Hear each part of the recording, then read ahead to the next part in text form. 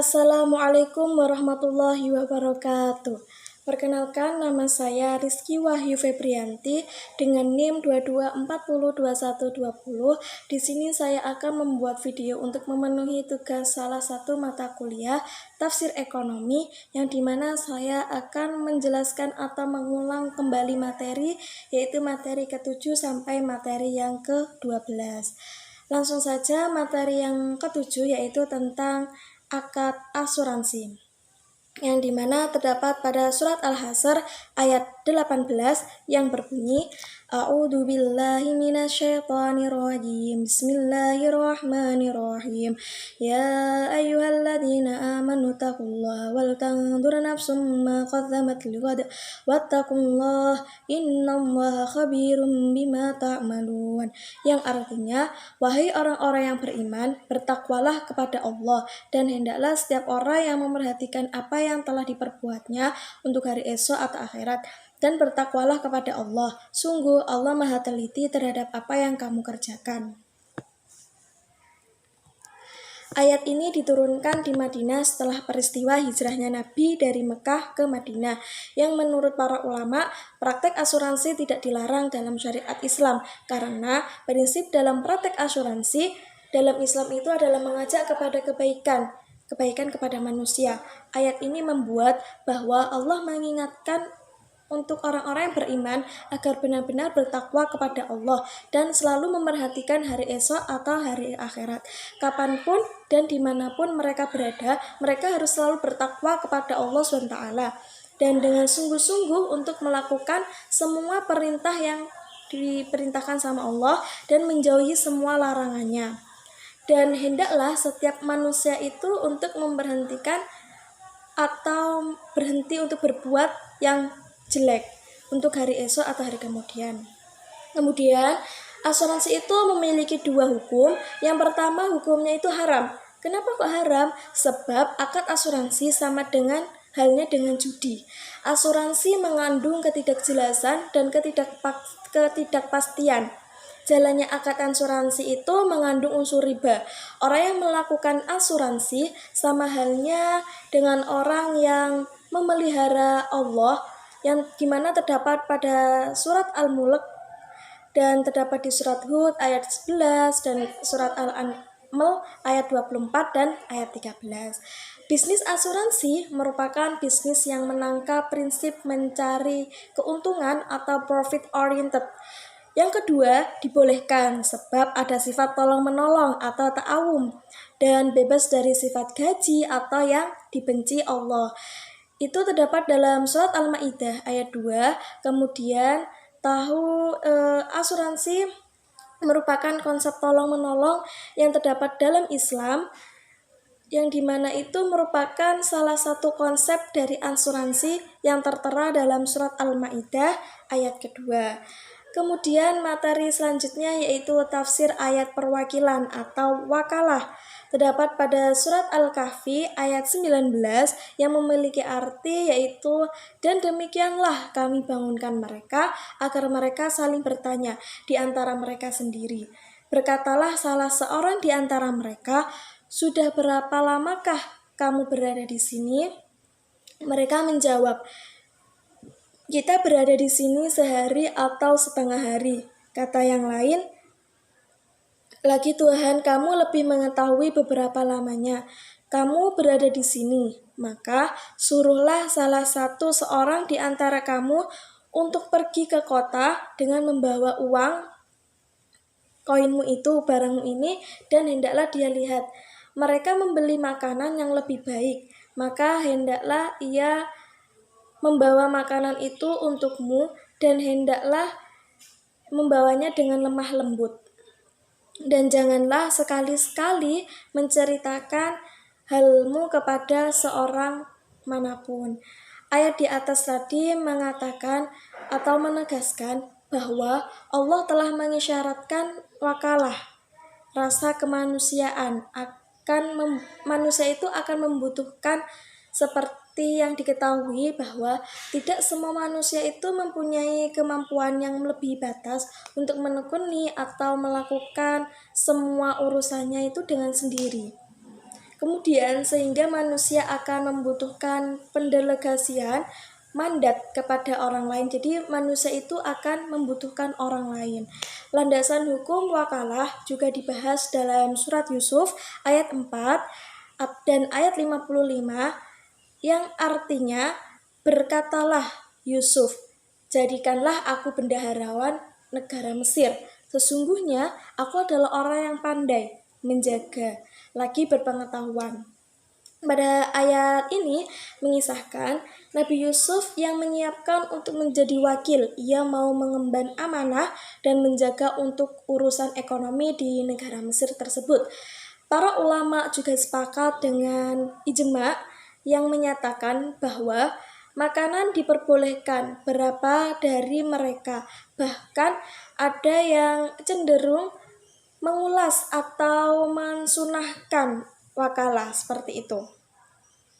Kenapa sih kok disunahkan? Alasannya karena itu merupakan jenis perbuatan tolong-menolong atau ta'awun yang dilakukan secara dasar, secara kebaikan serta takwa kepada semua manusia. Ada rukun dan syarat wakalah. Yang pertama yaitu rukun wakalah. Yang pertama harus orang yang memberi kuasa. Yang kedua, orang yang diberi kuasa. Yang ketiga, berkata atau hal yang dikuasakan. 4. Pernyataan atau kesepakatan. Kemudian syarat-syarat wakalah. Perwakil atau mewakil merupakan orang yang berwakil. Diisyaratkan syah apabila apa yang diwakilkan, sebab, malik atau di bawah kekuasaan orang yang berwakil. Ibaratnya gini, saya melakukan apa yang diartikan sebab hak milik atau di bawah kekuasaan salah satu wakil, yaitu barang yang dapat bertindak terhadap sesuatu yang diwakilkan. Kedua, orang umum, halaf atau anak mumayyit. Kemudian ada berakhirnya kontrak wakalah. Terdapat beberapa faktor yang menyebabkan terhentinya kontrol makanan, yakni pertama adalah al-parts atau pembatalan, kontak kedua cacat, kelayakan atau tasawufnya, kemudian hilangnya status kepemilikan atau hal dari memberi kekuasaan, kemudian hikmah dari wakalah. Itu pada dasarnya tugas dan tanggung jawab urusan seseorang itu adalah kewajibannya sendiri. Akan tetapi, terkadang manusia dapat melakukan tugas itu karena halangan yang timbul pada dirinya di luar kemampuannya. Maka, manusia yang mewakilkan kepada orang lain yang dianggap mampu dan boleh bertindak untuk menyempurnakan tanggung jawab tersebut untuk yang berfaedah dan dalam yang kebaikan.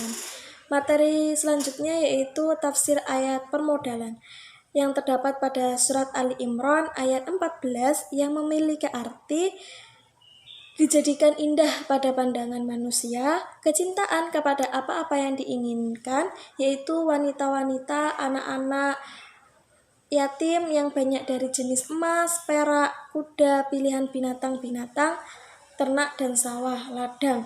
Itulah kesenangan hidup di dunia, dan di sisi Allah tepat kembali yang baik atau surga.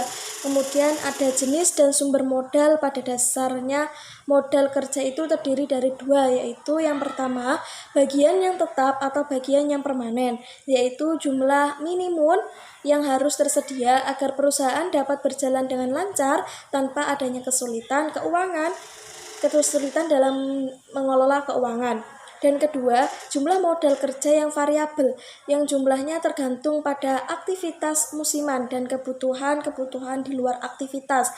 Biasanya sih pada umumnya sumber modal itu suatu kerja perusahaan berasal dari berkurangnya aktiva, tetap bertambahnya utang atau utang dalam jangka waktu panjang, dan bertambahnya modal.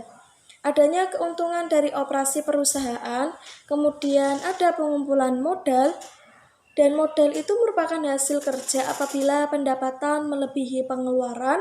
Untuk meningkatkan jumlah modal dalam sebuah negara, sebaiknya masyarakat itu terus berusaha untuk meningkatkan pendapatannya. dan dengan cara menghemat dan cermat dalam membelanjakan suatu barang. Pendapat menghindari pengeluaran yang berlebihan dan adanya rasa aman dan keselamatan terjamin bagi masyarakat dalam mendapatkan aset yang mudah. Hanya saja untuk meningkatkan pendapatannya yang berujung pada meningkatnya modal perlu diperhatikan beberapa hal yang diajarkan oleh syariat Islam. Yang pertama yaitu peningkatan pendapatan. Yang kedua, menghindari sifat berlebih-lebihan. Kemudian yang ketiga, larangan pembekuan modal. Keempat, ada jaminan keselamatan dan keamanan. Kemudian materi yang ke-10 yaitu tafsir ayat barang titipan atau wadiah. Terdapat pada Al-Quran surat Al-Baqarah ayat 2 dan yang memiliki arti, dan jika kamu dalam perjalanan sedangkan kamu tidak mendapatkan seseorang penulis, maka hendaklah ada barang jaminan yang dipegang. Tapi jika sebagian kamu mempercayai sebagian yang lain, hendaklah yang mempercayai itu menunaikan amanatnya atau hutangnya. Dan tidaklah dia bertakwa kepada Allah Tuhannya, dan janganlah kamu menyembunyikan kesaksian, karena barang siapa yang menyembunyikannya, sungguh hatinya sangat kotor, atau berasa Allah itu maha mengetahui apa yang kamu kerjakan. Kemudian ada rukun dan syarat wadiah. Yang pertama yaitu hukum orang yang menitipkan atau mawadi. 2. Orang yang menerima titipan atau mustauda. 3. Barang yang dibutuhkan atau objek wadiah. Yang terakhir yaitu ijab dan qabul. Kemudian ada syarat-syaratnya. Yang pertama yaitu orang yang menitipkan. Syaratnya harus balik, berakal, dapat dipercaya. Dan syarat-syarat yang lain yang berkaitan dengan keselamatan bersama. Kemudian yang kedua, orang yang menerima titipan. Syaratnya itu harus balik, berakal, dapat dipercaya, dan cara-caranya berkaitan dengan kesepakatan. Juga syarat barang yang dibutuhkan adalah barang atau benda itu merupakan sesuatu yang berwujud, jadi ada wujudnya itu barangnya, dimiliki oleh orang yang menitipkan dan dapat diserahkan ketika perjanjian berlangsung. Ijab dan qabul.